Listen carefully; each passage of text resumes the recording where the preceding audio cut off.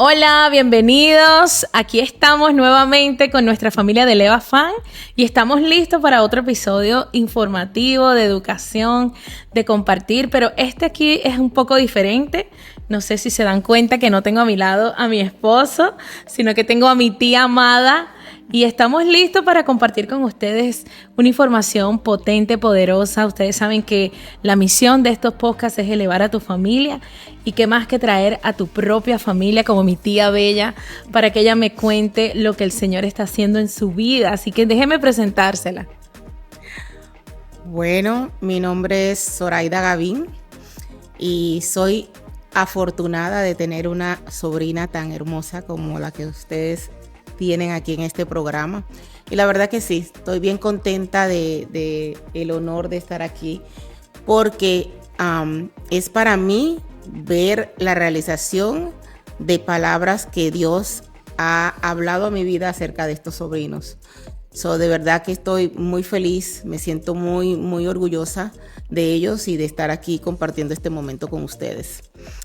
Soy ahora mismo apóstol del Ministerio Restauración Internacional, que tiene como sede Maryland, Estados Unidos, y tenemos hasta ahora iglesias en Panamá, en Santo Domingo y en los Estados Unidos, en Maryland y en New York. Excelente. Y ustedes saben que siempre hay alguien cerquita de tu familia que se mantiene al pendiente, que se mantiene sembrando en uno, y para nosotros ellos son una de esas personas, son unos tíos muy amados. Y de verdad que está aquí, mi tía Zoraida en específico está aquí porque yo le dije, tía, yo quisiera que la gente escuchara lo que el Señor está haciendo en tu vida, que la gente escuchara tu testimonio. Para mí ha sido verlos, es un ejemplo. Son personas de ejemplo, pero sobre todo ver las vivencias, lo que el Señor está haciendo en su vida es maravilloso. De verdad que me gustaría, tía, que pudieses compartir hoy con nosotros un testimonio hermoso que tú tienes de algo que Dios hizo en tu vida específico, para que las personas que te están escuchando, que están aquí interesados en elevar a su familia, sepan que hay que elevar el espíritu también, ¿verdad? Para continuar elevando a la familia también hay que elevar el espíritu. Así que cuéntame, tía, vamos a comenzar a hablar de ese testimonio. Cuéntame qué fue lo que te pasó, hace cuánto tiempo y de qué se trata tu testimonio. Bueno, sí, el testimonio es un testimonio de sanidad. Lo que Dios hizo en mi vida ya hace exactamente pues 2 años, un mes, en realidad, de que todo empezó. Empezó todo en el 2021. Alrededor del 29 de junio, nunca lo olvido, del 2021, pues empezó todo este testimonio de lo que Dios hizo y sigue haciendo, porque la razón de la cual quiero testificar es porque quiero que las personas sepan que el Dios que servimos es el mismo ayer, hoy y por los siglos. Así es que lo que hizo en mi vida lo sigue haciendo hoy, lo seguirá haciendo. Amén. Y yo sé que estamos hablando de una sanidad, ¿verdad? Sí. ¿Cuál fue el diagnóstico que te dieron y cuál fue la vivencia que viviste? ¿Qué fue lo que pasó? Ok. Lo que aconteció, como les mencionaba al principio, fue un día regular prácticamente de trabajo, en donde pues estaba en mi oficina y precisamente estaba por el teléfono hablando con una miembro de la iglesia. Y de repente me dio un dolor muy fuerte a mi costado, como que si me hubiesen cortado.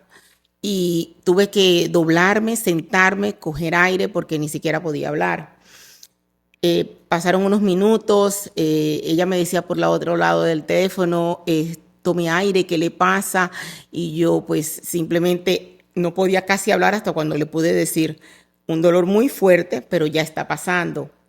Pensé que era un simple gas o algo pasajero, porque me fue pasando el dolor y no lo volví a tener en ese momento. Después de que me dio ese dolor tan fuerte, en la noche del mismo día, estuvimos en la iglesia. Cuando llegué a la iglesia, empecé a notar que me sentía diferente, no me sentía como normal, no me sentía sentía que algo estaba mal. Empecé a sentir calentura, empecé a sentir que tenía que sentarme porque me sentía como que me iba a desmayar, al grado de que el servicio terminó y usualmente yo pasaba tiempo saludando, tuve que irme derecho al carro a esperar a mi esposo y de allí llegué a casa y me metí en la cama porque sentía que estaba quemándome. Y pues tu tío llegó, me tomó la temperatura y resulta que tenía una temperatura, pero pensábamos que era un resfriado, pensábamos que era una gripe, algo así. Pues al día siguiente me tomé un analgésico esa noche, al día siguiente amanecí un poquito mejor, pero aún no me sentía totalmente bien. Voy a la oficina, tenía una persona que estaba trabajando conmigo, que la estaba entrenando, y literalmente sentí al sentarme que el Espíritu Santo me dijo, vete al médico. Llamé a mi doctor y le pedí una cita y me la dieron, me fui hacia allá. Cuando llegué donde el doctor, la molestia se había convertido en dolor. Y al grado que cuando él me pasa a revisarme, él ni siquiera pudo tocarme esa área. Y esa área se veía elevada. Él decide entonces en ese momento hacer una nota y enviarme al hospital más cercano en ambulancia. Porque él dijo, yo pienso que esto es una apendicitis y no voy a correr el riesgo que vayas manejando, te desmayes o algo y tengas un accidente que empeore todo. Así que pues eso pasó. Y ya pues una vez en el hospital empezaron las pruebas, empezó todo, me dejaron, de una vez me ingresaron, pero todo esto tomó desde el día 29 hasta el día 4 de julio. Nunca lo olvidaré porque era un día festivo y yo estaba en el hospital por primera vez y pues me habían hecho un sinnúmero de pruebas y pruebas y pruebas y no encontraban cuál era la causa. Inclusive me habían dicho que ese día, el día 4, me iban a decir definitivamente qué era. Y llegó el día, se estaba pasando el día, y cuando finalmente llegó el médico a verme, yo esperando que me dijeran qué era, me dijo que me iban a repetir una de las pruebas que ya me habían repetido. Pues yo en ese momento tomé la decisión, junto con mi esposo, que no más. Ya llevaba 29, 30, 1, 2, 3, 4, 6 días. Y yo dije, no, me están dejando morir. Yo mejor me voy para mi casa, porque no me quedo un día más aquí. Y así hicimos. Y todo ese tiempo con dolor. Todo ese tiempo con dolor, claro, medicada. El dolor iba y venía, porque cuando se iba al efecto, pues iba y venía. Pero fue algo muy doloroso, muy difícil. Y pues decidimos irnos y nos fuimos. Y cuando llegué a casa, pues pensé que iba a tener las fuerzas para esperar hasta el día siguiente que mi esposo me llevara a otro hospital, pero no fue así. A la hora de estar en casa, el dolor se intensificó de una manera insoportable porque, claro, ya no tenía medicamentos. Claro. Y me tuvo que llevar a otro hospital. Este otro hospital, cuando llegamos, me revisó todo, pero este hospital y el primer hospital eran el mismo en diferentes localidades. Así es que, pues, ellos cuando revisaron todo lo que me habían hecho y vieron el cuadro clínico que llevaba, ellos decidieron que ellos no querían prácticamente involucrarse. Ellos no querían involucrarse en el diagnóstico ni porque ya sabían que habían pasado muchos días. Y claro, yo había llegado a ese hospital con una referencia médica del posible problema y no habían hecho nada. Entonces ellos decidieron pasarme a referirme al médico que meses anteriores me había practicado una cirugía breve y pensar que o acatarle a él el que a lo mejor él había practicado algo incorrecto y era resultado de lo que me estaba pasando. Pasó un día más, 7 días, pasó un día más en la espera de la transferencia de hospital a hospital. Tenía que esperar una ambulancia me transfieren hasta el día siguiente en la noche al otro hospital. Ese es el día séptimo. Llego al hospital en la noche y cuando llego al hospital, pues ese hospital lo conocía bien porque mi esposo, tu tío, había estado en ese mismo hospital 2 años antes. Y pues cuando llego, resulta que quedé en el mismo pabellón de donde estaba tu tío y aún en el mismo cuarto donde estaba tu tío. Cosas de Dios. Y cuando llego allí, al día siguiente llega el doctor, me revisa, estoy tratando de simplificar, es un poquito largo, me revisa y me dice, ahorita no podemos decirte qué está pasando, pero te prometo que al final del día llegaré con un diagnóstico. Y así hizo. Al final del día llegó él y acompañado de 2 médicos más. Me dijeron, sabemos qué te pasa y lo que te pasa es que nos enfrentamos a una apéndice que se ha reventado. Nosotros deberíamos de operarte inmediatamente, pero en todos los días que han pasado, físicamente te has deteriorado a un punto que si te operamos ahora, el riesgo es demasiado grande. Entonces no podemos operarte ahora. Tenemos que prepararte para que resistas la operación. Y así hicieron. Me dieron un tratamiento por 2 días y ya era octavo, noveno, 10º día, me hacen la cirugía. Y pues cuando me hacen la cirugía, se encuentran que ciertamente el apéndice había roto, pero extrañamente, como dijo el doctor, no podían explicar cómo una masa que no sabían en el momento qué era, había retenido el líquido que estaba en el apéndice, que literalmente hubiese sido lo que me hubiese matado. Si se hubiese ido al torrente sanguíneo, me hubiese matado. Y esta masa hizo como un vallado, como un muro que detuvo ese líquido de que se regara mi cuerpo. Sí, porque una persona que le pase algo así, ¿verdad? Cuando un apéndice es de vida o muerte. Sí. Lo pronto o lo lento que se actúa. Y ya habían pasado 10 días en el momento de la operación, ¿sabes? ¿Qué tanta probabilidad de que viviera una persona que le pase algo así con 10 días de un apéndice rota? Realmente es muerte, sí. 100%. Sí. Y eso que había allí, que ellos encontraron allí, ¿qué pasó cuando te hicieron la cirugía?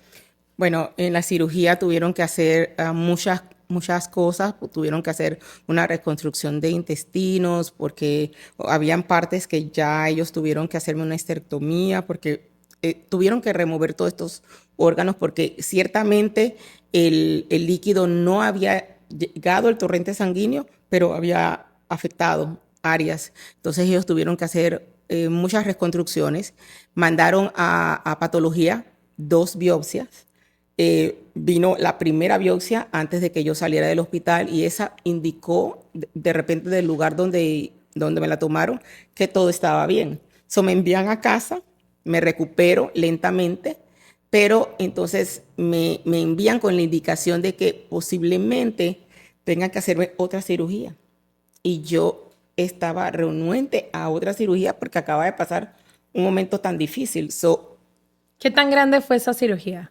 Esa fue una cirugía de 8 horas y de como 15 puntos. Fue difícil, fue muy difícil, sobre todo por mi condición, como me había deteriorado tanto, fue bien difícil y la recuperación fue un poco lenta. Entonces, pues yo no hice caso. Ahí yo cometí una imprudencia, pero bueno, digo que Dios todavía su misericordia más se aplicó. Yo no fui en agosto, me tocaba revisión en agosto, yo fui hasta noviembre. Y cuando yo regreso en noviembre, el doctor me quería colgar, literalmente. Y estaba bien enojado, pero después me explica que es porque ellos habían recibido la segunda patología y esa patología había dado resultado positivo a cáncer. Y no era cualquier tipo de cáncer, era un cáncer extraño porque ellos dicen, es confuso decirlo, pero lo mejor que te pudo pasar fue que el apéndice rompiera, porque si no estuvieras aquí, porque el cáncer de apéndice no es común. pero es uno de esos cánceres que cuando refleja síntomas ya no se puede hacer nada. Cáncer en el apéndice. En el apéndice. Esa era la masa que retuvo el mismo líquido del apéndice. Entonces ellos pues dijeron que había que hacerme una segunda operación, que era una operación mucho más riesgosa, puesto que involucraba 13 horas de operación, una extensa cortadura de 33 puntos, y involucraba muchas cosas porque pues había literalmente que revisar todos mis órganos y asegurarse que ninguno había sido comprometido por las células. Así es que esto toma lugar el 27 de abril del año 22, o sea, un año seguido del otro. Ya. Y estoy 3 días en coma, 33 puntos. Fue algo tremendo. Pero para la gloria de Dios, cuando ellos entraron, revisaron todos mis órganos, me aplicaron un tratamiento que pues iba a prevenir de que cualquier célula aflorara. Y pues cerraron y el resto lo hizo Dios. Y como una persona, ¿verdad? Como tú, tía, que ha sido una mujer de fe por años, desde niña, ¿cómo eso cambió tu fe? Es una pregunta. ¿Y cómo manejabas ese tema, verdad? Porque muchas veces cuando nos pasan cosas, siempre decimos, ay, Dios se olvidó de mí. O este pensamiento, ¿verdad? ¿Qué pensabas? ¿Cómo estaba tu parte de la parte de fe en ese momento? Bueno, la parte de fe creció. Creció porque el solo hecho de que lo que primeramente me acontece fueron 10 días antes de una cirugía que tenía que ser inminente. Dios me guardó de no morir. Yo sabía que cuando esto vino fue difícil. Sí fue difícil, porque no voy a decir que no lo fue. Sí fue difícil, pero yo estaba clara de algo. El propósito de Dios en mi vida no se había cumplido. Y si Dios permitía esto, era con un propósito, y con el propósito de poder testificar al mundo de que Él seguía siendo el mismo Dios que obra milagros, que los hizo antes y los sigo haciendo hoy. Tú acabas de decir algo clave, que dices que el propósito de Dios no se había cumplido en tu vida. Y por eso sabías que Él iba a proteger y que te iba a cuidar, porque sabías que todavía habían cosas que hacer aquí en la tierra para Él. ¿Qué tan importante es eso para una persona que nos está escuchando? ¿Qué tan importante es encontrar y saber cuál es tu propósito para cuando vengan estos momentos difíciles? Es muy importante, porque tenemos que entender que nosotros somos lo más valioso de Dios. Él envió a su único hijo a morir en la cruz del Calvario por la vida de cada uno de nosotros.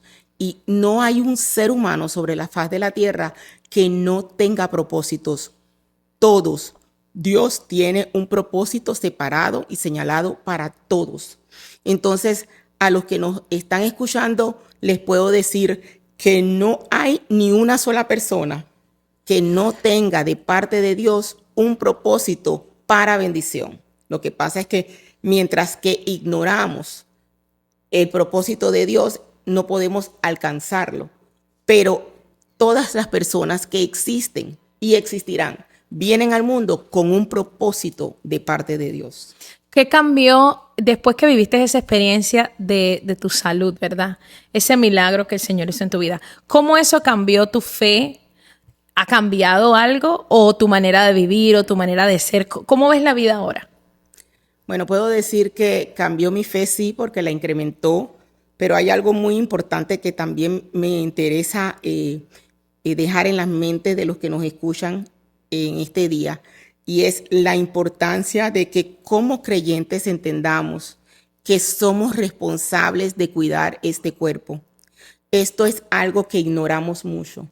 Sobre todo el creyente se enfoca en solamente las áreas espirituales, sin olvidándose que la Biblia dice que este cuerpo es el templo del Espíritu Santo. Si el cuerpo no está sano, el Espíritu Santo no puede hacer lo que fue asignado a hacer. Entonces, una de las cosas que también aprendí en todo esto, además de elevar mi fe, creerle aún más a Dios, es que tenemos que cumplir la responsabilidad de cuidar nuestro cuerpo físico, alimentándonos bien, descansando y haciendo las cosas que el cuerpo físico necesita. Eso es muy cierto. Eso es para mí y para todos los que nos están escuchando, ¿verdad? Tía, cuéntame, en este proceso, ¿qué tan importante fue el apoyo de tu esposo? ¿O cómo fue su actitud? ¿Tú sientes que fue algo importante? Que quizás hay familias escuchándonos donde hay una de las dos personas pasando por un proceso y el otro, el actuar del otro. ¿Qué tan importante es? Bueno, para mí fue sumamente importante y una de las cosas que experimenté y sigo experimentando con mi esposo es el poder de la palabra. Mi esposo es un hombre de fe, también tuvo una vivencia muy parecida a la mía, también fue sanado de cáncer y sus palabras para mí fueron como medicina, porque él siempre estuvo a mi lado diciéndome, yo sé que como Dios lo hizo conmigo, lo hará contigo, y dándome el apoyo y todo lo que yo necesitaba en ese momento. Increíble, increíble el poder de la palabra. Es algo que siempre hemos estado hablando acá en esta familia, que parte de elevar a nuestra familia es cuidar lo que decimos, cuidar nuestro ambiente, cuidar lo que pensamos. Y si hay alguien que te está escuchando, tía, que está pasando por una decadencia de salud, un pronóstico, una condición, ¿qué le dirías a esa persona que está viviendo eso ya que tú has estado en ese lugar? Lo que yo le diría es que Dios sigue siendo el mismo, como dije antes, ayer, hoy y por los siglos. Y Él no hace diferencia. Lo único que tú necesitas es conocer tus derechos como hijo. Y la palabra de Dios dice que Él murió por nosotros en la cruz del Calvario y que por sus llagas fuimos sanados. Así es que aprópiate, conoce primero tus derechos como hijo, aprópiate de esas promesas, créelo y Dios lo hará contigo también.